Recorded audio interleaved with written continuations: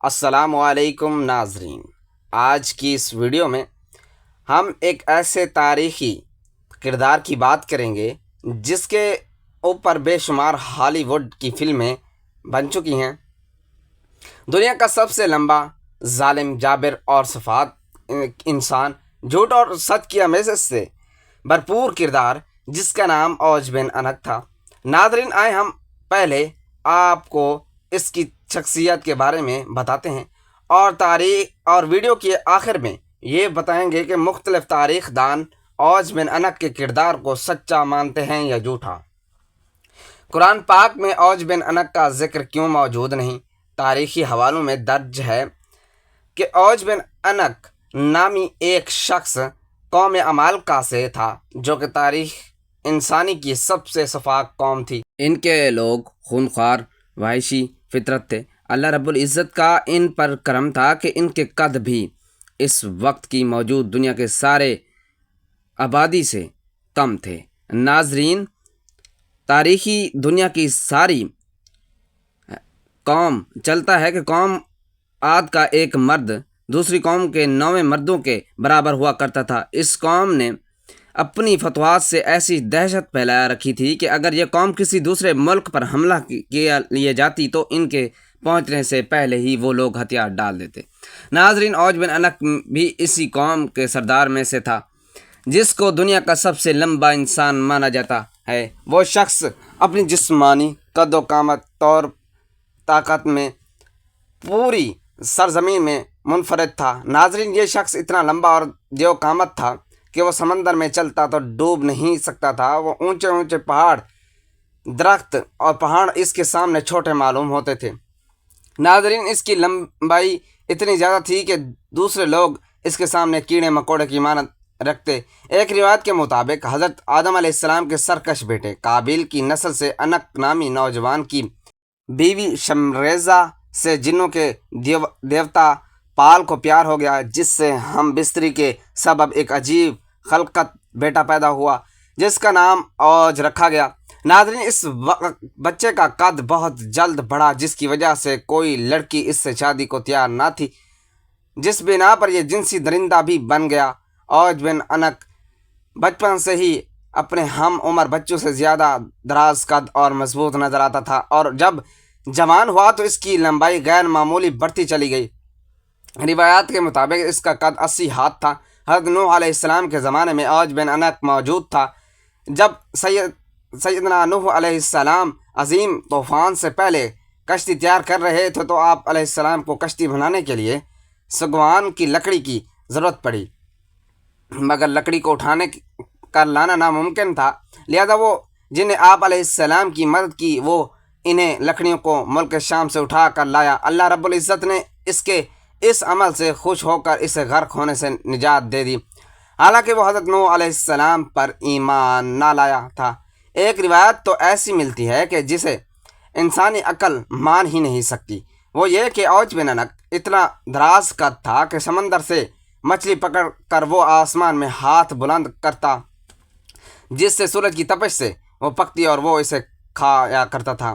ناظرین، اس موضوع پر امام سواتی سے الہود کی خبر اوج نام سے ایک رسالہ لکھا ہے، جس میں انہوں نے اوج بن انک کی شخصیت کے متعلق بہت کچھ تحریر فرمایا۔ روایات کے مطابق ایک غیر معمولی قد و قامت کے ساتھ اوج بن انک نے لمبی عمر بھی پائی تھی۔ اس کی عمر 3600 سال تھی۔ وہ حضرت آدم علیہ السلام کے زمانے سے حضرت موسیٰ علیہ السلام کے دور تک زندہ رہا۔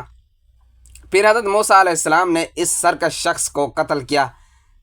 واقعہ کچھ یوں ہے کہ جب بنی اسرائیل کو فرعون سے نجات ملی تو حضرت موسیٰ علیہ السلام کو اللہ پاک نے حکم دیا کہ فلسطین پر حملہ کریں، کیونکہ فلسطین کی زمین بنی اسرائیلیوں کے لیے لکھ دی گئی تھی۔ ناظرین، حضرت موسیٰ علیہ السلام نے اپنی قوم کو لیا اور فلسطین پر چڑھائی کے لیے نکل پڑے۔ اس وقت فلسطین میں قوم عمالقہ آباد تھی، جن کا سردار اوج بن انک تھا۔ ناظرین، حضرت موسیٰ علیہ السلام نے اپنے قبیلے کے 12 سردار کو چنا اور قوم عمالقہ میں بھیجا۔ جب وہ 12 سردار شام پہنچے تو اس وقت وہاں کا حاکم اوج بن انک تھا۔ اس میں تو کوئی شک نہیں کہ قوم عمالقہ کا ایک دراز قوم تھی۔ جب یہ 12 سردار فلسطین کے قریب پہنچے تو قوم عمالقہ میں سے ایک بندے نے انہیں پکڑ لیا اور اپنی گٹھڑی میں سب کو باندھ دیا اور اپنے سردار اوج بن عنق کے آگے لے کر گٹھڑی کھول دی اور کہا کہ میں نے ان لوگوں کو جاسوسی کرتے دیکھا ہے۔ جب وہ سردار احد سے ملے تو ان کی قد و قامت اور جسمانی بناوٹ کو دیکھ کر حیرت زدہ رہ گئے۔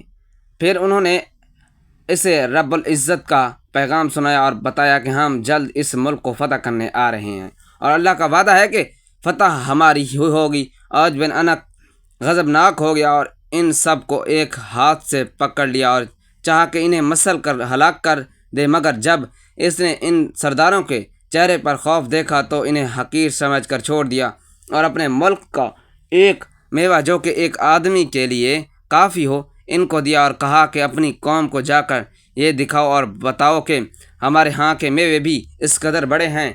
ناظرین، جب وہ سردار اپنی قوم میں واپس آئے تو اس واقعے کو اللہ پاک یوں بیان فرماتا ہے، جب حضرت موسیٰ نے اپنی قوم سے کہا کہ اے قوم بنی اسرائیل، ارض مقدس میں داخل ہو جاؤ تو اللہ تعالیٰ نے تمہارے لیے لکھ رکھی ہے اور پیٹھ نہ دکھاؤ ورنہ خسارے میں رہو گے۔ اس پر بنی اسرائیل کا یہ لوگ بولے، اے موسیٰ تم اور تمہارے پروردگار لڑو، ہم تو یہیں بیٹھے ہیں، وہاں تو ایک طاقتور قوم ہے عمالقہ آباد ہے جس کا ہم مقابلہ کرنے کے قطن شقت نہیں رکھتے، پھر اس صورت میں ہم وہاں داخل ہو سکتے کہ وہ از خود وطن کو چھوڑ کر کہیں دور چلے جائیں۔ حضرت موسیٰ علیہ السلام نے اپنی قوم کو بہت سمجھانے کی کوشش کی کہ اللہ رب العزت نے فتح ہمارے نصیب میں ہی لکھی ہے، لیکن قوم نے بات نہ مانی اور انکار ہی کرتے رہے کہ ہم عمالقہ سے جنگ نہیں کریں گے۔ چنانچہ اللہ تبارک و تعالیٰ نے اس سرکش کی سزا کے طور پر بنی اسرائیل کو سرائے تیار میں قید کر دیا اور وہاں یہ لوگ 40 سال تک اسی مختصر سا صحرا میں بھٹکتے رہے۔ ناظرین، وہ سارا دن پیدل چلتے لیکن وہ میدان ختم ہی نہ ہوتا تھا اور وہ اس میں بھٹک کر رہ گئے۔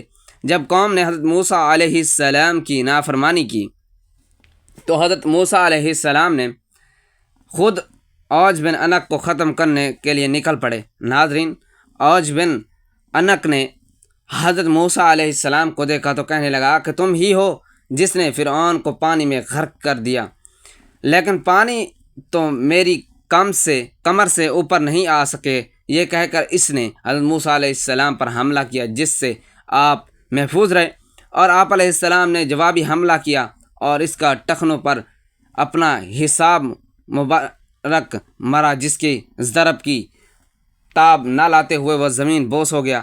کہتے ہیں کہ 40 سال تک اوج کی لاش وہیں سڑتی رہی۔ اس کے بعد اس کی ریڑھ کی ہڈی کو دریا پر ڈال کر اس کے کئی سال تک پل کا کام لیا جا رہا تھا۔ آئیں ناظرین، اب بات کرتے ہیں کہ اس کردار کی اصلیت کیا ہے۔ اسرائیلی روایتوں میں یہ بھی ہے کہ اوج بن عنق کافر تھا اور یہ طوفان نوح میں تھا اور نوح علیہ السلام کے ساتھ ان کی کشتی میں نہ بیٹھا تھا، تاہم پانی اس کے گھٹنوں تک بھی نہ پہنچتا تھا۔ ناظرین، یہ محض بے معنی اور بالکل جھوٹی باتیں ہیں، بلکہ قرآن مجید فرقان الحمید کے خلاف ہیں۔ قرآن کریم میں حضرت نوح علیہ السلام کی یہ دعا مذکور ہے، زمین پر ایک کافر بھی نہ بچنا چاہیے۔ یہ دعا قبول ہوئی اور یہی ہوا بھی۔ ناظرین، قرآن فرماتا ہے کہ ہم نے نوح کو اور ان کی کشتی والوں کو نجات دی، پھر باقی کے سب کافروں کو غرق کر دیا۔ دوسرا اعتراض یہ ہے کہ اسرائیلی روایت میں اوج کو انسانی طریقے کا سب سے لمبا انسان مانا جاتا ہے، جبکہ حضرت نبی کریم صلی اللہ علیہ وآلہ وسلم کی حدیث مبارکہ کہ ہے کہ اللہ تبارک و تعالیٰ نے آدم علیہ السلام کو 60 ہاتھ کا پیدا کیا تھا، پھر سے آج تک وہ مخلوق کے قد گھٹتے ہی رہے۔ ناظرین، علامہ ابن کثیر، علامہ سواتی، علامہ ابن جریر طبری اور کثیر مفسرین اور مقدسین نے لکھا ہے کہ اوج بن عنق اسرائیلی روایتوں کا ایک من گھڑت اور بے بنیاد کردار ہے۔ اللہ پاک کمی بیشی معاف فرمائے۔ اللہ آپ کا حامی و ناصر ہو۔ اور حضرت عیسیٰ علیہ السلام کب دنیا میں تشریف لائیں گے، ایک تفصیلی اور تحقیقی مطالعہ حضرت عیسیٰ علیہ السلام کا نام نہ صرف قرآن مجید بلکہ بابل اور دیگر آسمانی کتابوں میں بھی بڑے احترام سے لیا گیا ہے۔ وہ اللہ تعالیٰ کے جلیل القدر نبی اور رسول تھے جنہیں روح اللہ اور کلمت اللہ کا لقب دیا گیا۔ اسلام میں ان کی واپسی کا تصور قیامت کی نشانیوں میں شامل ہے۔ مسلمان اس عقیدے پر ایمان رکھتے ہیں کہ حضرت عیسیٰ علیہ السلام قرب قیامت کے زمانے میں دوبارہ دنیا میں تشریف لائیں گے اور ان کا نزول ایک عظیم عالمی تبدیلی کا پیش خیمہ ہوگا۔ قرآن مجید میں حضرت عیسیٰ علیہ السلام کے نزول کی دلیل اگرچہ قرآن مجید میں حضرت عیسیٰ علیہ السلام کے دوبارہ نزول کا ذکر صراحتاً نہیں آیا، لیکن چند آیات ایسی ہیں جن سے ان کی واپسی کی طرف اشارہ ملتا ہے۔ مفسرین کی ایک بڑی جماعت کے مطابق یہاں قبل موتا سے مراد حضرت عیسیٰ علیہ السلام کی موت، یعنی وہ دوبارہ آئیں گے اور اہل کتاب میں سے ہر ایک ان پر ایمان لائے گا۔ بعض قرأتوں میں لا علم بھی آیا ہے، یعنی حضرت عیسیٰ علیہ السلام کا آنا قیامت کے قریب ہونے کی نشانی ہے۔ حدیث میں حضرت عیسیٰ علیہ السلام کے نزول کا ذکر حضرت محمد صلی اللہ علیہ وآلہ وسلم کے متعدد صحیح حدیث میں حضرت عیسیٰ علیہ السلام کے نزول کا واضح ذکر ملتا ہے۔ نمبر 1، صحیح بخاری۔ اللہ کی قسم عیسیٰ ابن مریم ضرور نازل ہوں گے، عدل و انصاف سے حکومت کریں گے، صلیب کو توڑیں گے، خنزیر کو قتل کریں گے، جزیہ کو ختم کریں گے۔ صحیح بخاری کتاب الانبیاء۔ نمبر 2، صحیح مسلم۔ ان قریب ابن مریم تم میں نازل ہوں گے، وہ نصف حاکم ہوں گے۔ 3، ترمذی اور ابن ماجہ کی روایت، ان میں دجال کے خاتمے، امام مہدی کے ساتھ مل کر جہاد اور حضرت عیسیٰ علیہ السلام کے زمین پر 40 سال قیام کا ذکر ہے۔ حضرت عیسیٰ علیہ السلام کا نزول کہاں ہوگا؟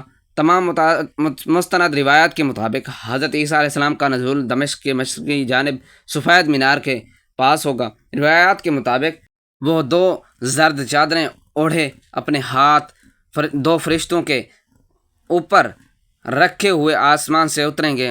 مسند احمد ابن ماجہ۔ حضرت عیسیٰ کے نزول کا وقت حضرت عیسیٰ کے نزول کا وقت متعین نہیں کیا گیا، لیکن اس کے بارے میں علامات اور نشانیوں کی مدد سے اندازہ لگایا جا سکتا ہے۔ امام مہدی کا ظہور۔ حضرت عیسیٰ علیہ السلام کا نزول امام مہدی کے ظہور کے بعد ہوگا۔ امام مہدی امت محمدیہ کے نیک ترین خلیفہ ہوں گے اور دین اسلام کو زندہ کریں گے۔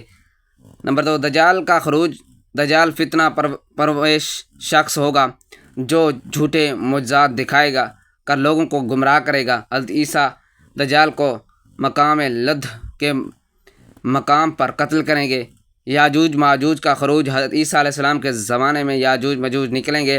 حضرت عیسیٰ علیہ السلام اور اہل ایمان کو اللہ بچائے گا اور پھر یہ قوم آسمانی عذاب سے ختم ہوگی۔ حضرت عیسیٰ کا مشن۔ نمبر 1، دین اسلام کی حمایت۔ وہ نبی صلی اللہ علیہ وآلہ وسلم کے شریعت پر عمل کریں گے۔ نمبر 2، صلیب کو توڑیں گے۔ عیسائی عقیدہ تثلیث کو رد کریں گے اور توحید کا پرچار کریں گے۔ نمبر 3، خنزیر کا خاتمہ۔ حرام چیزوں کو مٹا دیں گے، خنزیر ختم کریں گے۔ اس وقت صرف اسلام ہی دین ہوگا، کوئی غیر مسلم باقی نہ رہے گا۔ 5، امن کا قیام۔ جنگیں بند ہوں گی، زمین عدل و انصاف سے بھر جائے گی۔ حضرت عیسیٰ کی وفات۔ حدیث کے مطابق حضرت عیسیٰ علیہ السلام زمین پر 40 سال قیام کریں گے، پھر وہ مدینہ یا بیت المقدس میں وفات پائیں گے۔ بعض علماء کے مطابق انہیں نبی کریم صلی اللہ علیہ وآلہ وسلم کے پہلو میں دفن کیا جائے گا۔ علماء کرام کی آراء۔ ابن کثیر، انہوں نے البدیہ والنہایہ میں نزول مسیح کو قیامت کی بڑی نشانی قرار دیا ہے۔ امام نووی، ان کا کہنا ہے کہ حضرت عیسیٰ کا آنا معتبر احادیث سے ثابت ہے۔ ابن تیمیہ، ان کے مطابق عیسیٰ کا آنا عقائد اہل سنت کا حصہ ہے۔ موجودہ دور میں اس عقیدے کی اہمیت ایک ایمان کی تازگی۔ نزول مسیح کا عقیدہ امت کو اللہ کی قدرت پر ایمان دلاتا ہے۔ نمبر 2، فتنوں سے آگاہ۔ دجال جیسے فتنوں سے ہوشیار رہنے کا سبق دیتا ہے۔ نمبر 3، امت مسلمہ کی بیداری، امت کو اتحاد، صبر اور شریعت پر عمل کا پیغام دیتا ہے۔ حضرت عیسیٰ علیہ السلام کا دنیا میں دوبارہ آنا ایک مسلم حقیقت ہے جو قرآن کے اشارات، صحیح حدیث اور اجماع امت سے ثابت ہے۔ ان کا نزول امام مہدی کے بعد ہوگا۔ وہ دجال کو قتل کریں گے، یاجوج ماجوج سے نجات دلائیں گے اور دنیا میں عدل و انصاف قائم کریں گے۔ ان کا مشن نبی کریم صلی اللہ علیہ وآلہ وسلم کی شریعت کی تکمیل اور توحید کی بالادستی ہوگا۔ اللہ جسے چاہے زندہ رکھتا ہے اور جسے چاہے آسمان سے اتارتا ہے۔ عیسیٰ ابن مریم کا نزول اللہ کی نشانیوں میں سے ایک بڑی نشانی ہے۔